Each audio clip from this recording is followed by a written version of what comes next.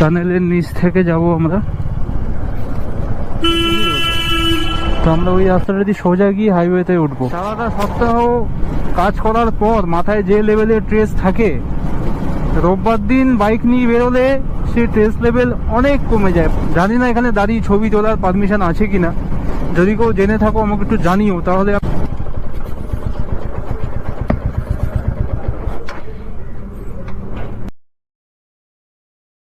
আমার পার্টনার কোথায় যাচ্ছি আজকে আমরা?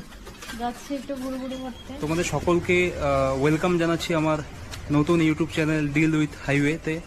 সো জানি না ফার্স্ট শুটে ভিডিওটা কীরকম হবে, বাকি কথা রাস্তায় হচ্ছে। তো চলো, সামনেই কোন্নগর স্টেশন, আমরা নিয়ে নেব ডান দিক।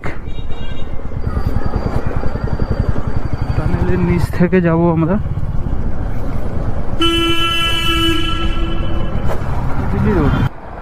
তো আমরা ওই রাস্তাটা দিয়ে সোজা গিয়ে হাইওয়েতে উঠবো। তো চলো, আমরা দুর্গাপুর এক্সপ্রেসওয়েতে উঠে গেছি। সামনেই ডানকুনি টোল প্লাজা। যারা কখনো হাইওয়েতে ওঠেনি তাদের জন্য বলে রাখি কি একদম ফার্স্ট লেন, রাইট সাইডের যেটা ফার্স্ট লেন ওটা হচ্ছে হাই স্পিড লেন বা ওভারটেকিং লেন। তো তুমি যদি খুব হাই স্পিডে গাড়ি চালাও তো তুমি ওই লেনটা দিয়ে যেতে পারো। মিডিল লেন হচ্ছে যারা নর্মাল স্পিড মেনটেন করছে, তাও ভালোই মোটামুটি, তো তাদের জন্য মিডিল লেন। আর থার্ড লেন হচ্ছে যারা আর কি স্লো গাড়ি চালায় বা যাদের কম সিসির গাড়ি তাদের জন্য। সো আমি আপাতত 3 নম্বর লেন দিয়েই গাড়ি চালাচ্ছি। আর কেউ যখনই লেন চেঞ্জ করবে তখনই সবার উদ্দেশ্যে বলছি যখনই লেন চেঞ্জ করবে তখন কিন্তু ইন্ডিকেটারটা মাস্ট। তো ইন্ডিকেটারটা দেবে যখনই তুমি যেই লেনেই যাও না কেন, ইন্ডিকেটার কিন্তু মাস্ট। সারা সপ্তাহ কাজ করার পর মাথায় যে লেভেলের স্ট্রেস থাকে, রোববার দিন বাইক নিয়ে বেরোলে সেই স্ট্রেস লেভেল অনেক কমে যায়। পুরো কমে যায় বলবো না, বাট আমার বাইকার বন্ধুদের বা যারা স্বপ্ন আছে বাইক নিয়ে বেরোনো তাদের বলবো কি রোববার দিনটা একটু বেরো, মনের মানুষের সাথে বেরো, একা বেরো, বন্ধুদের সাথে বেরো, যাদের সাথেই বেরো না কেন, রোববার দিনটা একটু বেরো, একটু গাড়ি চালাও, নিজেকে টাইম দাও, হাইওয়েকে টাইম দাও, নিজের গাড়িটাকে টাইম দাও। দেখবে অনেক রিল্যাক্স ফিল হবে। কাজ সারা জীবন করতে হবে, কাজের স্ট্রেস কিন্তু সারা জীবন থাকবে, কিন্তু এই গাড়ি চালানোর এনার্জিটা কিন্তু তুমি সারা জীবন ধরে রাখতে পারবে না। তো আমি আজকে রাইডিং গিয়ার্স পরে বেরিয়েছি, জ্যাকেট, হেলমেট, গ্লাভস, জুতো। রাইডিং প্যান্টটা পরিনি যেহেতু 50 কিলোমিটারের মধ্যেই আমি যাচ্ছি। তো আমি সবাইকে এটাই বলবো কি হাইওয়েতে যখনই উঠছো, সেটা 50 কিলোমিটার হোক বা 5 কিলোমিটার হোক, বিপদ তো বলে করে আসে না। তো আমি সবাইকেই বলবো কি রাইডিং গিয়ার্সটা একটু মেনটেন করতে। ইভেন সবসময় উচিত, যখনই তুমি ড্রাইভ করতে পেরেছো সবসময় উচিত তোমার রাইডিং গিয়ার্স। দেখো, জ্যাকেটটা সবসময় যদি নাও হতে পারে তো হেলমেট, পায়ে জুতো, হাতে গ্লাভসটা আমার মনে হয় সবসময় মেনটেন করা উচিত, right? Riding gears, riding jacket, pant, এগুলো অনেক দাম। সো যারা পারছো না এফোর্ড করতে, তো তাদের বলবো কি মিনিমাম হেলমেটটা মেনটেন করা, আর গ্লাভসটা আর জুতো, এই 3টে জিনিসে যদি তুমি মেনটেন করতে পারো না, এটা করা উচিত। সো যেহেতু আজকে রোববার মেবি, তাই হয়তো আজকে রাস্তাটা অনেক ফাঁকা আছে, তাই আমাদের গাড়ি চালিয়েও ভালো লাগছে। পালশিট সামনে, লেফটে ঘনশ্যামপুর। ওকে, তো আমরা সোজাই যাব। এটা 6 লেনের রাস্তা, 2 ওয়ে। এই সাইডে 3টে, ওই সাইডে 3টে। তো রাস্তা ফাঁকা থাকলে গাড়ি চালিয়ে আলাদা মজা।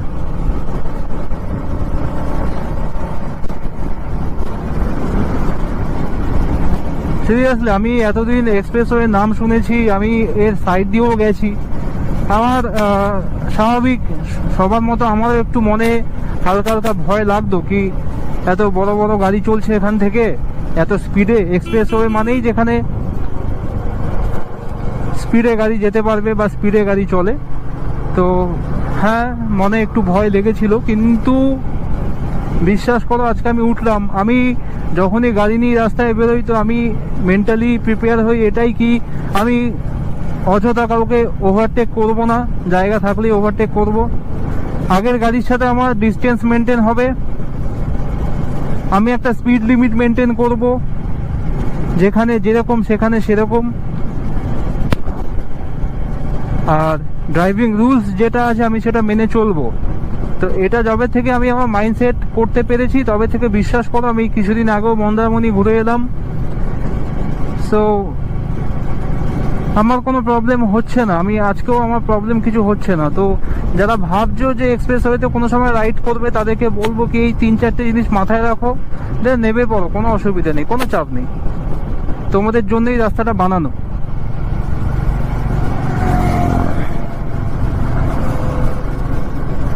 তো সামনে দেখতে পাচ্ছ সবাই সানডেতে বেরিয়েছে, দুটো কাপল গেল। আর কিচ্ছু চাই না, জাস্ট এরকম রাস্তা চাই, যেখানেই যাব শুধু এরকম রাস্তা চাই, আর কিচ্ছু চাই না। তোমরা জাস্ট এটা ভাবো কি আমার বাইকের হ্যান্ডেলে যে দুটো হাত, সেই দুটো হাত তোমাদের, আর আমার ক্যামেরার লেন্স তোমাদের চোখ। তো ফিল করো, জাস্ট জায়গাটাকে ফিল করো।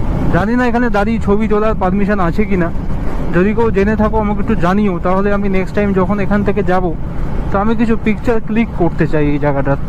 শুধু দেখো, বাদিক ডান দিক দেখো, ডান দিকে হলুদ, বাদিকে সবুজ।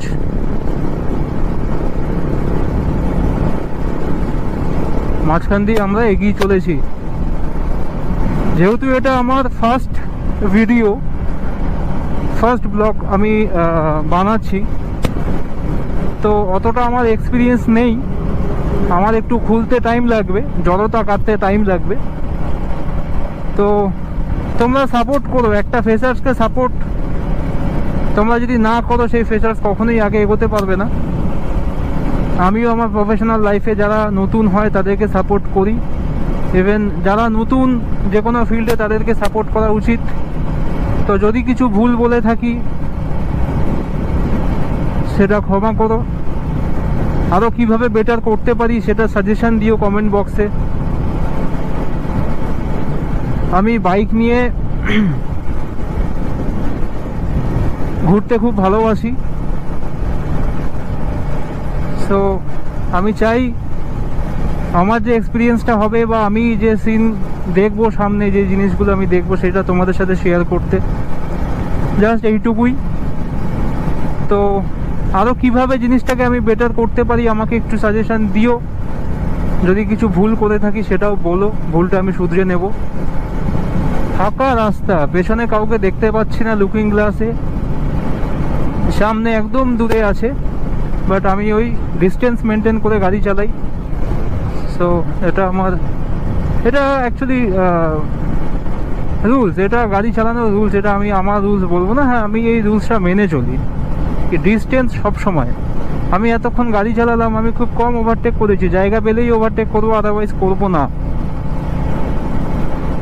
দেরিতে পৌঁছাবো, কোনো অসুবিধা নেই, বাট কোনো রকম রাস্তায় বেরিয়ে রিস্ক নেওয়া যাবে না, রাস্তার সাথে খেলা যাবে না। রাস্তা কিন্তু নিজের অকাতে আসতে বেশিক্ষণ টাইম নেবে না, তাই রাস্তার সাথে খেলো না।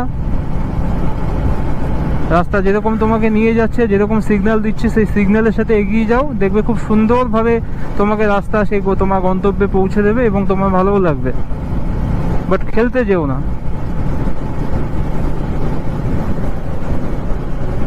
নিজের জীবনের সাথেও খেলো না, রাস্তার সাথেও খেলতে যেও না। রাস্তা যারা রাইডার হও তাদেরকে ডাকে, জানি রাইডাররা রাস্তায় না এসে থাকতে পারে না, আসো রাস্তায়, নামো, বাইক নিয়ে গাড়ি চালাও, আস্তে চালাও জোরে চালাও সিচুয়েশন বুঝে, কিন্তু খেলতে যেও না, রেস করতে যেও না। তুমি রেস করতে নামোনি রাস্তায়, রেস করতে নামোনি, তুমি কোথাও যাচ্ছ, তোমার পেছনে একজন বসে আছে, যেমন আজকে আমার পেছনে আমার ওয়াইফ বসে আছে, তো সেক্ষেত্রে আমি নিজে গাড়ি চালালেও তো আমার রেসপন্সিবিলিটি নিয়ে আমি গাড়ি চালাই, বাট পেছনে একজন বসে থাকলে রেসপন্সিবিলিটি আরও বেড়ে যায়, তো সেখানে আর রিস্ক নেওয়ার কোনো জায়গাই থাকে না। অনেকেই বন্ধু বান্ধবদের সাথে বেরোয় সিঙ্গেল সোলো রাইডার, তারা অনেক সময় দেখেছি আমি যে রাস্তায় রেস করে। তো আমি তাদের উদ্দেশ্যে বলবো কি ভাই প্লিজ, বা দাদারা প্লিজ, জ্ঞান হিসাবে নেবে না, রেস করো না। যাও, যেখানে ঘুরতে যাচ্ছ যাও, গন্তব্যে পৌঁছাও, আনন্দ করো, আবার বাড়ি চলে যাও, কিন্তু রেসে যেও না। সব গাড়িই ভালো, কারো গাড়ির পাওয়ার বেশি, কারো গাড়ির পাওয়ার কম। তো যার গাড়ির পাওয়ার বেশি সে অবশ্যই আগে যাবে, স্পিডে যাবে, যদি হাইওয়েতে তোলে, যদি সে চায় স্পিডে তুলতে পারবে। যার গাড়ির পাওয়ার কম সে একটু পিছিয়ে থাকবে, বা দুজনেই যদি সেম সিসির গাড়ি নিয়ে চালাও, দুটো গাড়িই বেটার। তো কি প্রমাণ করতে চাইবে তোমরা স্পিডে তুলে? কি মানে, মা বাবা বাড়িতে ওয়েট করছে, যারা ম্যারেড তাদের মিসেস, তাদের বাচ্চা কাচ্চা ওয়েট করছে বাড়িতে। সো আপনার যদি ছেলে বা আপনার যদি ভাই এরমভাবে যদি গাড়ি চালায়, আপনি কি সেই ব্যাপারটা মেনে নেবেন? সো আমি এই জন্যই বলছি কি, রাস্তায় উঠে ওই রেস করলাম, যাকে চিনি না সে জোরে গাড়ি চালাচ্ছে, সাইড দিয়ে টেনে বেরিয়ে গেল, আমাকেও তাকে টেনে দেখাতে হবে কি আমিও ভালো?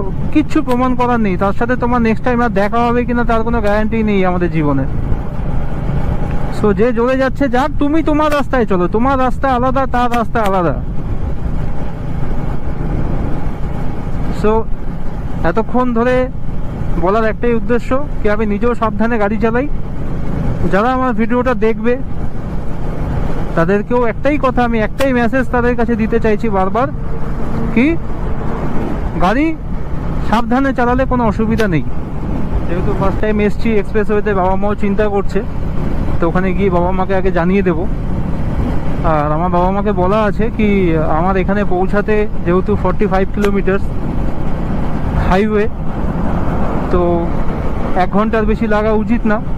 তাও আমি বাবা মাকে বলেছি কি, তোমরা 1.5 ঘন্টার মাথায় আমাকে ফোন করবে, এই 1.5 ঘন্টার আগে আমাকে কোনো রকম ফোন করবে না, কারণ আমি গাড়িতে ম্যাপ লাগিয়ে গাড়ি চালাই, তো গাড়ি চলে 80-100-তে, তো আমার ফোন ধরতে অসুবিধা হয়। ঠিক 1.5 ঘন্টা পর ফোন করবে, নিশ্চয়ই আমি রিসিভ করব।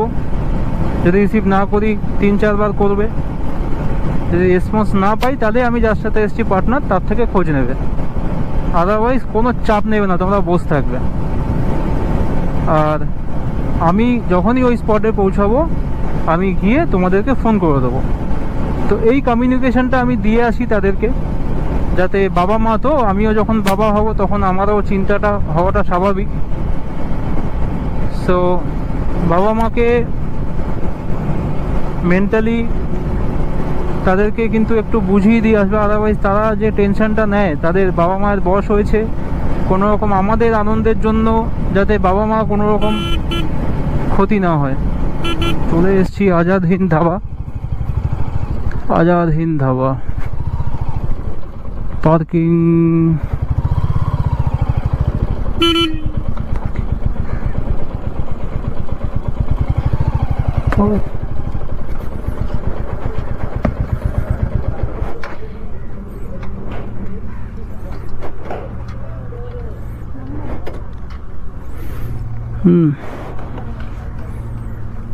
এটা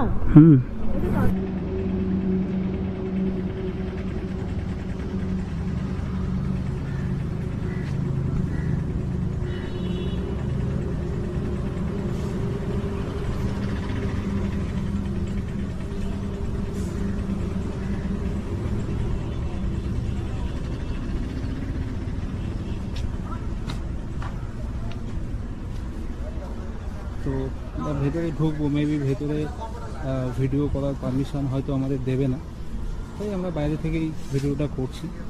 এই যে আমার বাইক, আমার ওয়াইফ কেয়ারে দাঁড়িয়ে আছে। তো চলো আমরা ভেতরে যাই, চলো ভেতরে যাই। তো আমরা ভেতরে যাই, কারণ একটু তাড়াতাড়ি আমরা বেরিয়ে যাব। সো দেখি কি আছে ভেতরে, কেমন ফুড কোয়ালিটি। তো থ্যাংক ইউ এতক্ষণ দেখার জন্য, থ্যাংক ইউ সবাইকে। সো পাশে থেকো, যদি ভিডিওটা ভালো লাগে দেন লাইক করো, সাপোর্ট করো, শেয়ার করো বন্ধুদের সাথে। সো বাই, দেখা হচ্ছে নেক্সট ভিডিওতে। Tata tata.